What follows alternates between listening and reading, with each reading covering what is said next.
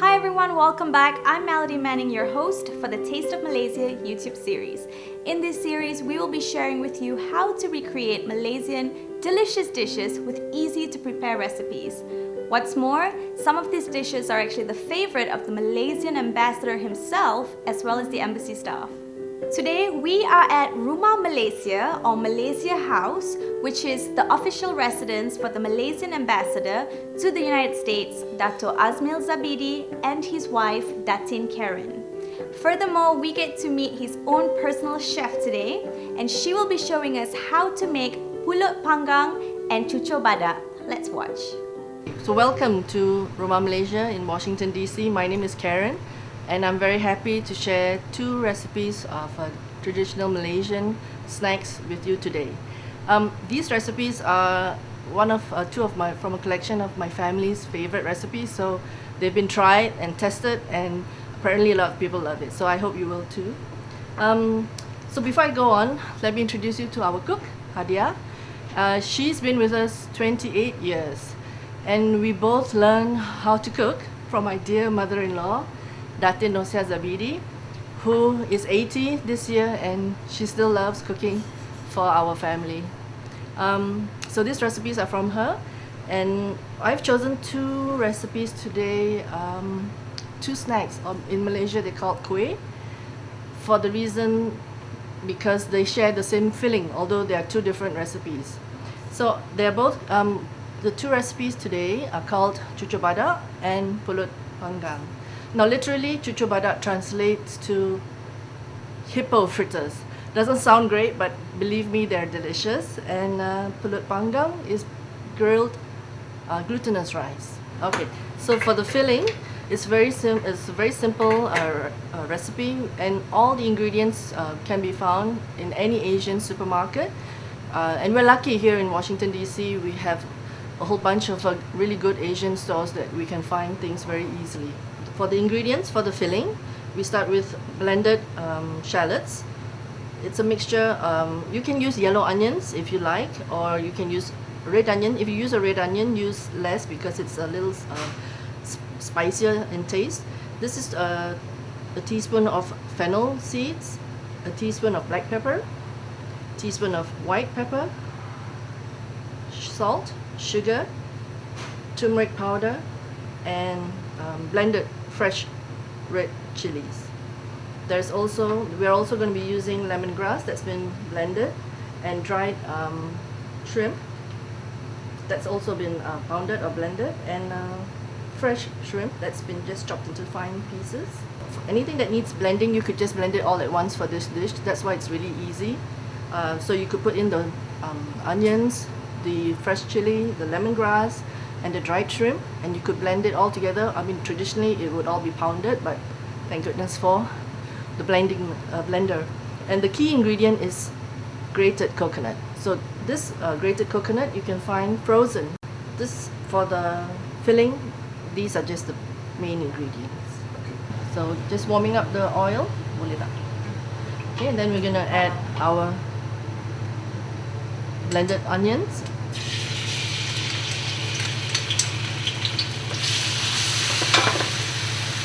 fresh chilies that's also been blended,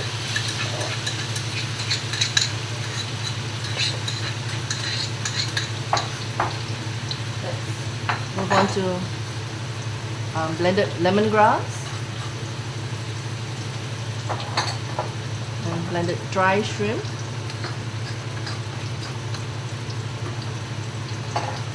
turmeric,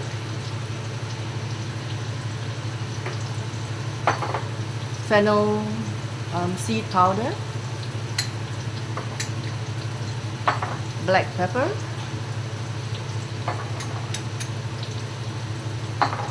white pepper. So maybe you can give that a bit of a stir.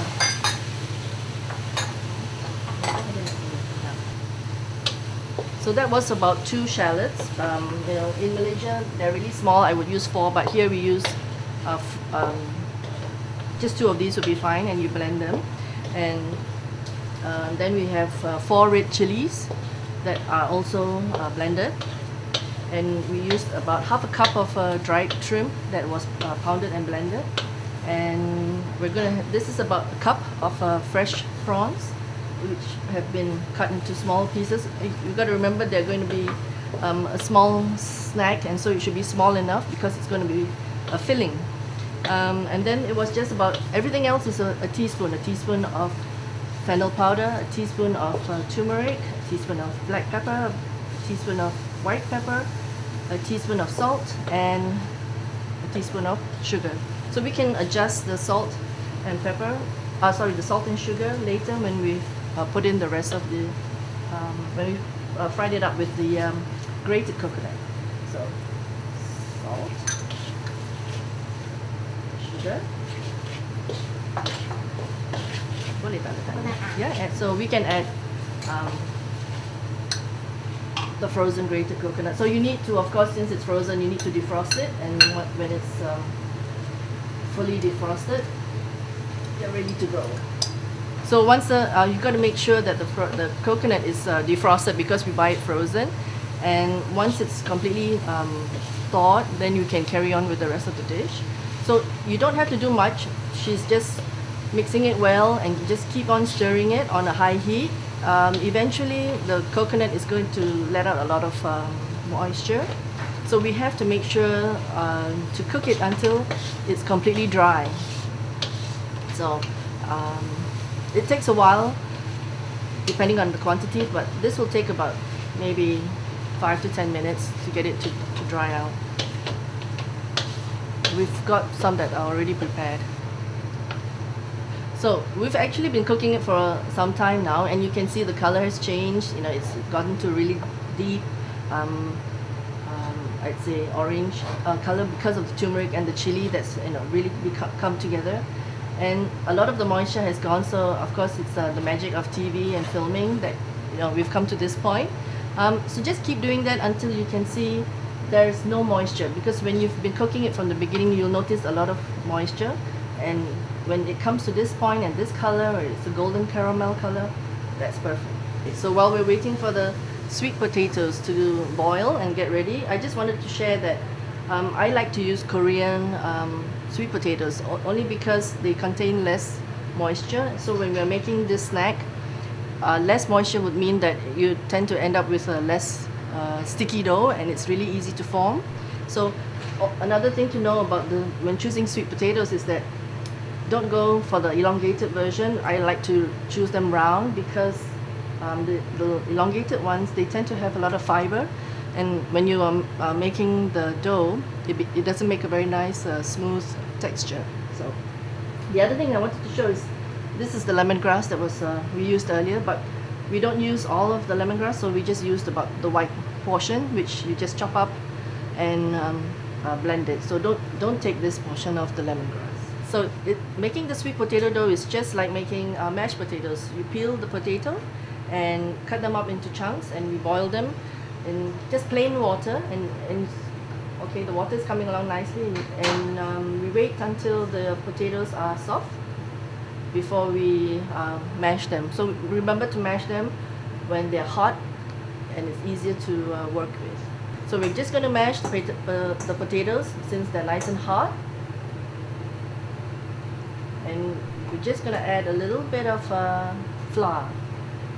So hopefully I chose the right sweet potato, and it won't have a lot of water. I'm adding to the mashed potato a little bit of salt, maybe half a teaspoon,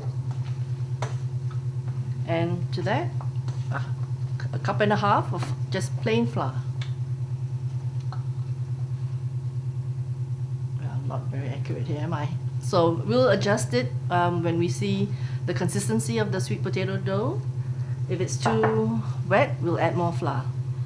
So less is always better, because then you can add more flour, but you can't go backwards if it's got too much flour in it. Okay, so Hadia's going into hand combat, I guess. It's a lot easier to maneuver with your hands, and you can really feel actually the texture if it's too moist or too dry. If it's too dry, if you say you've put in too much flour, it's okay. Just add a little bit of water, and that's fine. Otherwise, it has to be pliable but not mushy. So she's going to work all that flour in and get it into a really smooth, doughy sort of texture. It will form a form, it's a very firm dough, but not hard. Okay, so we're going to make the glutinous rice now for the Pulut Panggang. Glutinous rice you can find easily in any Asian store again, and you don't have to choose any particular brand. Any variety will do. What we do first, we're just going to warm up coconut milk. So it's easy here, we get them in a can. So for about 2 pounds of glutinous rice, we're using a can of thick coconut milk. I have my preferences, but any coconut milk is fine. And to that we'll just add a little bit of salt. Now salt is important in this dish because it brings up the flavor of coconut milk. And this is about a teaspoon of salt. Just regular salt is fine. Meanwhile, while you're warming up the coconut milk, I'm also steaming, I put the glutinous rice to steam. So that's just plain glutinous rice, but it has been soaked. So the thing to remember, you can choose any brand of glutinous rice or sweet rice, but remember you need to soak it. Soaking is important, at least for an hour before you cook. Soaking helps shorten the cooking time. And it's safe. You can say you want to make this snack tomorrow. Tonight you remembered, okay, you can soak the glutinous rice overnight. That's fine. It won't go bad. Just remember to drain it and cook it less. And you can't overcook coconut rice, so that's fine too. So this method is a traditional way of cooking the glutinous rice. You can easily do this in a rice cooker, or you could put it into a baking tray and just put it into the steamer. But what we are doing is a traditional method, and we've layered the steamer with banana leaves so that the rice won't fall into the steamer. And we are pouring the coconut milk slowly, and that ensures that the rice that we get keeps its shape. So that's the only reason why we're doing it. So my mother-in-law insists, otherwise you get glutinous rice that looks like cake, and she doesn't like that. So okay.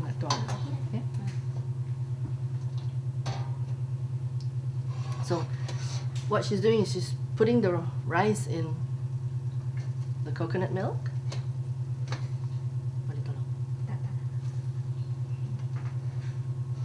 And from there you can see the banana leaves that it has been layered below. Again, this was about 2 pounds of, one packet, which is about 2 pounds of glutinous rice.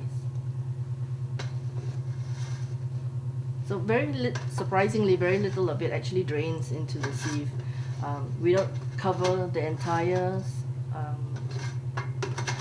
sieve with banana leaves, otherwise the steam wouldn't be able to rise. So just the middle portion.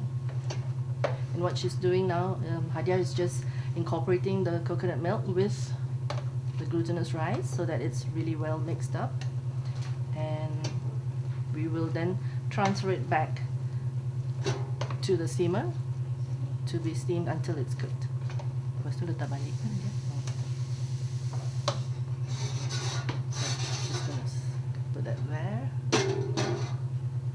Turn up the heat so that it's boiling and ready to be steamed up.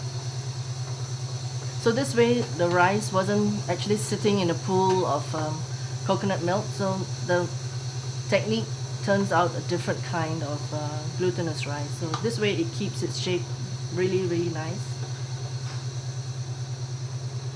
And we'll put it back onto the steamer and let it steam up. Berapa lama ya dia? 10 minit. About just 10 minutes. It was steaming before earlier, so I think it was steaming for 15 minutes or more before. We soaked, again as I mentioned, we've soaked this rice, so it doesn't take that long to cook it. So we're now at the next part, which is actually making the Cucur Badak. What we do is we use our hands to form little balls. I like to use the size about a golf ball is a good size. So before, so she's going to fill then with 1 teaspoon of the filling that we made earlier. And you put that in the middle while pressing in the filling and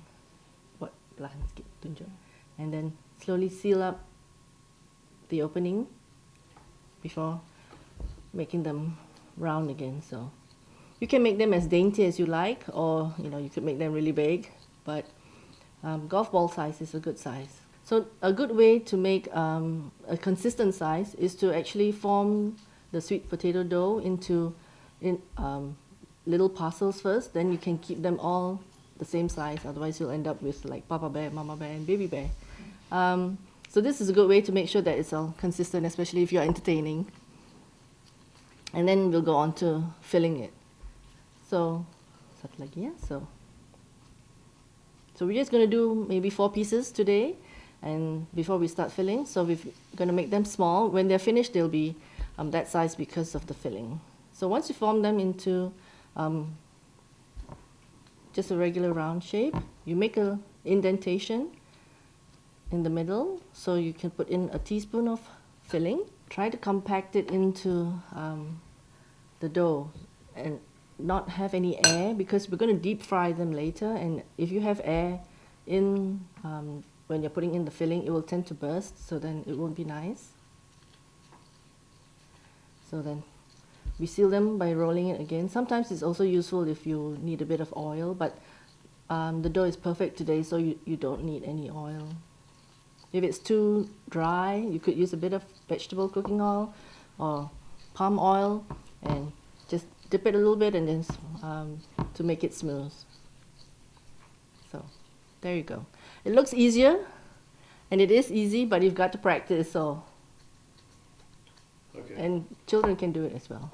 This is the second kuih that we wanted to make today, which is Pulut Panggang, and it's basically grilled glutinous rice. So this is banana leaves. We're using the inside for the filling. The outside of the banana leaf will be the part that's grilled. So these have been washed and cut to size. In America, we do American size, but back home we do a smaller size, maybe about 6 inches. So we're going to put some steamed glutinous rice. Hadia, letak itu. And I'd say a fistful. And what Hadia is doing is just flattening it out. And you kind of make it elongated. It's going to be long. And we make a well where we're going to fill about a teaspoon of our filling that we made earlier. So then you just try to cover it up and seal the filling in so that it doesn't show. Now it's nice to use the glutinous rice while it's hot because it's easy to work with. And then it's like making sushi. You're just going to use the banana leaf and roll it while you're tightening it along the way. And we just use bamboo skewers or just toothpicks to tunjuk yang panjang Datin. Nak buka sama balik. tak apa. Tak payah. Sama. So we just make a parcel and fasten it with the skewers.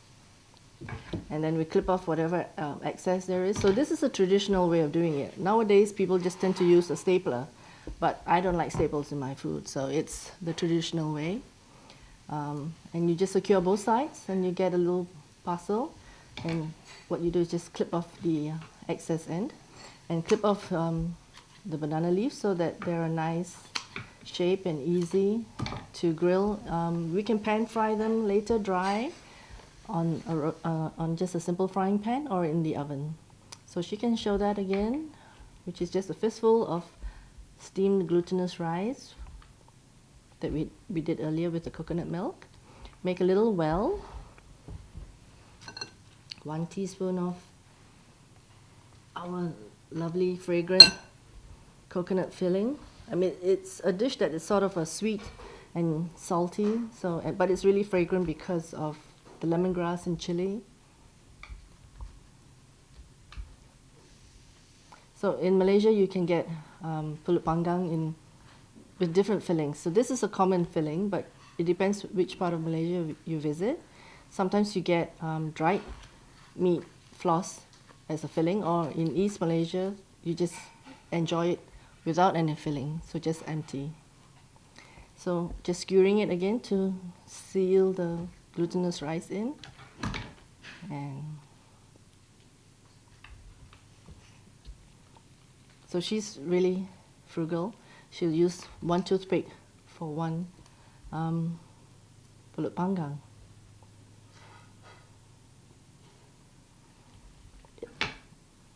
And there you have it, Pulut Panggang in delicious little morsels. Okay, so for the final part of our kueh, we're just going to deep fry. We use palm oil. So we warm up the oil in any non-stick wok, and we're going to deep fry the kueh that we did earlier. So I've pre-prepared some kueh from earlier, and the good part about both these kuehs is that you can make them ahead of time, and they can be frozen, and they just turn out just as nice, and you don't need to defrost them before cooking them. You just take them out from frozen, and you can just go straight to deep frying.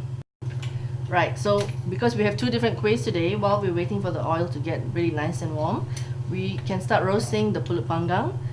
Traditionally, it's roasted over a charcoal fire, but we don't have that here. But in a frying pan, dry heat will do just fine. So, just any frying pan, and you can warm it up. You can even roast it in the oven. And I think some friends have even tried doing it in an air fryer, but I don't know about that. So this is my preferred way to warm up the Pulut Panggang. So the reason why we do this is because we want a crispy outer shell in the glutinous rice.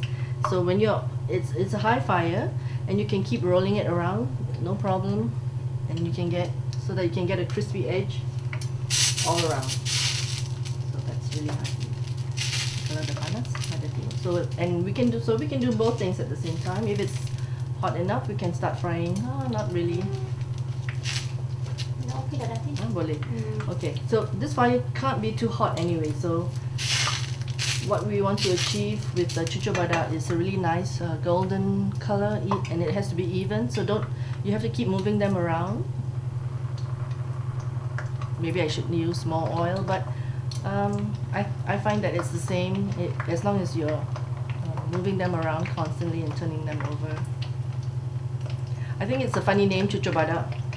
I don't really know the origins of the name, but I like to think that maybe, because Badak means a hippo, so maybe it's like hippos in the river. Who knows? So you can't really, you don't really need to do that for very long. You just want to get a little crispy edge on the outside, and it's best to concentrate on the Cucur Badak until you get a nice warm golden color. It's basically cooked because the potatoes and the filling were all cooked, but we just want to warm it up to a nice color, and it will be crispy on the outside, and the filling will be just nice.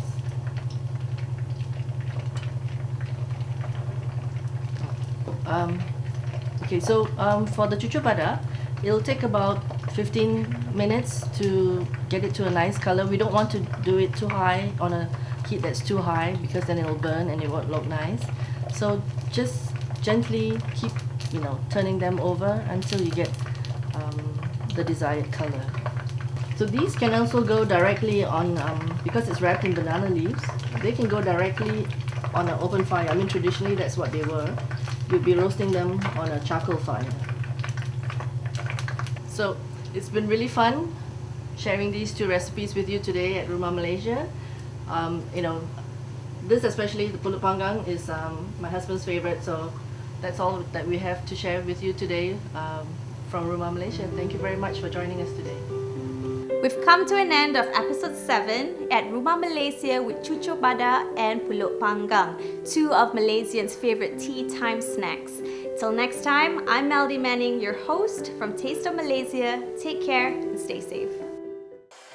Hey yo, I go by the name Tessel Tag. Welcome everybody to the 2020 Malaysian Food Fest. Are you guys ready to try the taste of Malaysia?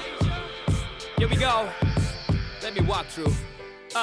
Go. Assalamualaikum, welcome and welcome to the Malaysian Food Fest, specially organized for you. Feel free to try out our delicacies. We got it all from fruits to meat to pastries. Let us start our day with some breakfast. Nasi lemak, roti canai, your hops and crackers. We love them all, but we'll never deny kaya and butter in a bread toaster. This a must try. Wonton mee, you can get it bar free. Everything is halal over here, cause we love to eat. Food is a form of happiness and we love to share it.